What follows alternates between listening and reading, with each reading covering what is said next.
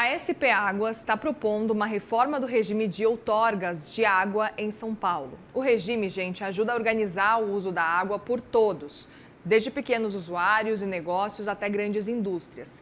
Quem explica para a gente o que está em jogo é o nosso colunista do CNN Infra, Maurício Portugal. Portugal, bem-vindo, viu? Boa tarde para você. Boa tarde, Muriel. Tudo bem? Como é que você está? Tudo bem, tudo certo por aqui. Quero te ouvir sobre esse cenário. A gente está falando de o fim de uma burocracia, mas quais são os riscos diante dessa possibilidade? Queria que você explicasse para a gente essa reforma do regime de outorgas. O que está em jogo quando a gente pensa numa mudança como essa? Olha, eu acho que, em primeiro lugar, tem que explicar, como é um tema muito técnico, né? Mas que é muito relevante para a sociedade.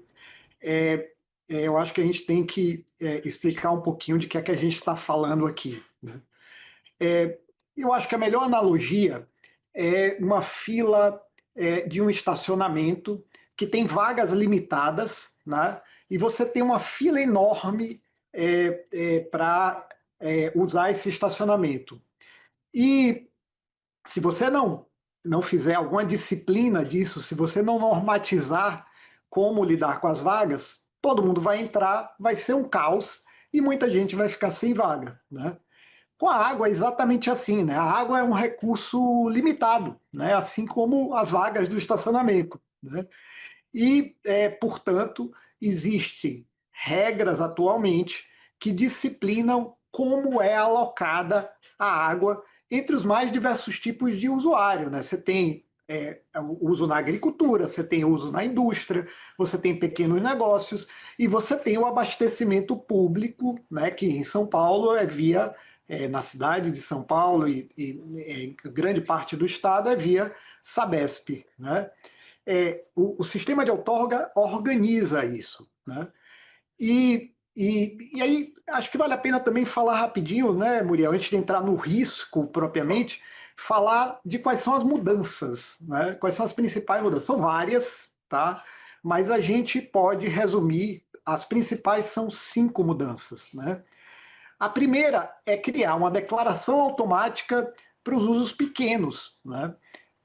Até aqui, mesmo os usos pequenos, quem pediam outorga para usar um pouquinho de água, né, por dia, passava por análise técnica. E isso complicava a gestão da agência do uso da água, né? Os processos demoravam mais, existia um prazo de 120 dias, mas nem sempre esse prazo conseguia ser cumprido pela agência, né? A agência hoje é a SP Águas, que foi criada para lidar com isso, herdou de certa forma essa atividade do DAE, né? Que era quem fazia isso, né? Veja, então isso desburocratiza, né? É, Basta quem precisa da água fazer uma declaração digital na internet e ele obtém essa outorga quando se tratar de uso de pequeno uso, né?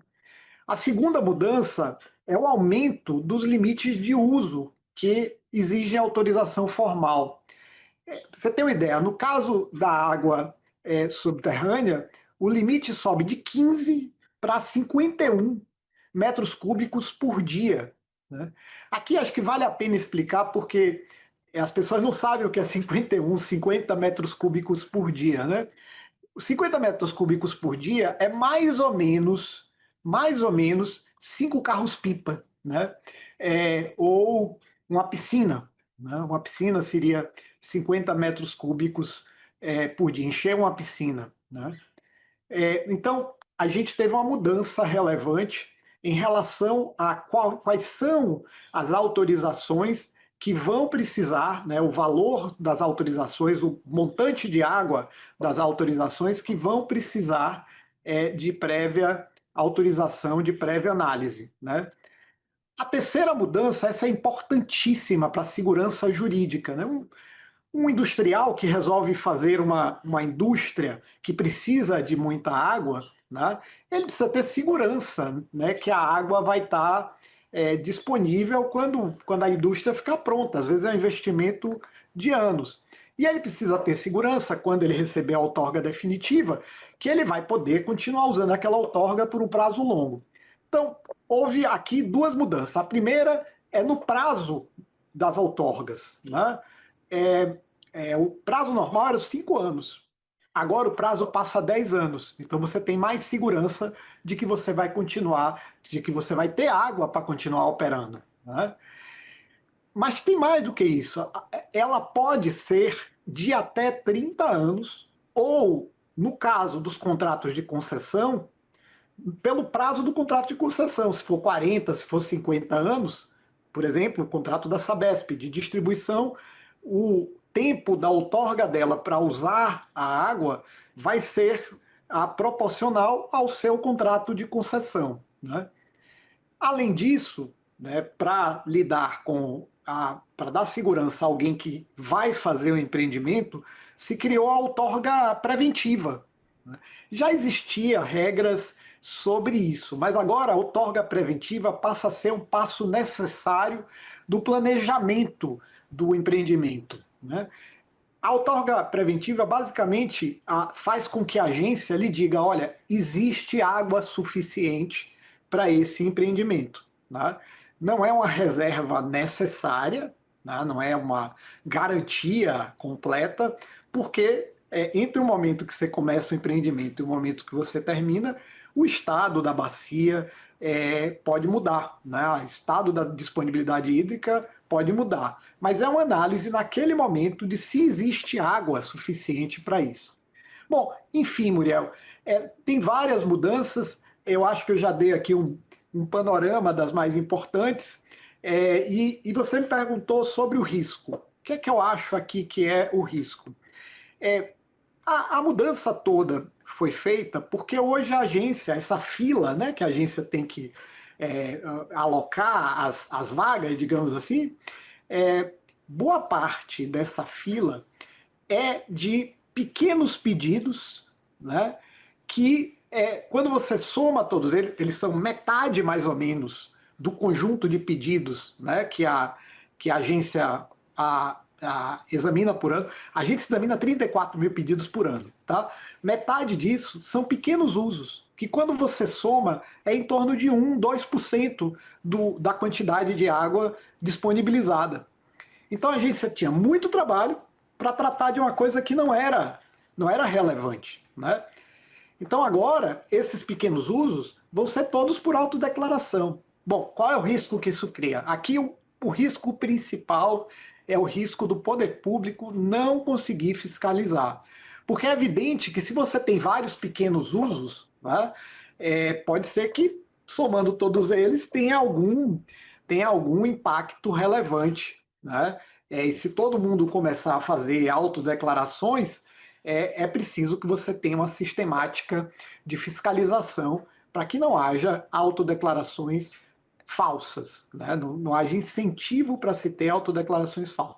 Então, para mim, essa mudança é super benéfica, desburocratiza, dá segurança jurídica, mas para ela funcionar adequadamente, precisamos ter uma estrutura fiscalizatória robusta. Fiscalização hoje é feita por amostragem, né? Então precisa ter uma metodologia para isso. E no caso da água, cada vez mais por telemetria, né? Então você consegue fazer fiscalização remota. Muriel. Perfeito, Portugal. A dúvida é, será que a gente conseguiria acompanhar essa fiscalização? Seria possível ter essa fiscalização? E já aproveito para te perguntar também, diante desse cenário, se tem previsão para quando essa reforma pode acontecer, diante aí das articulações todas?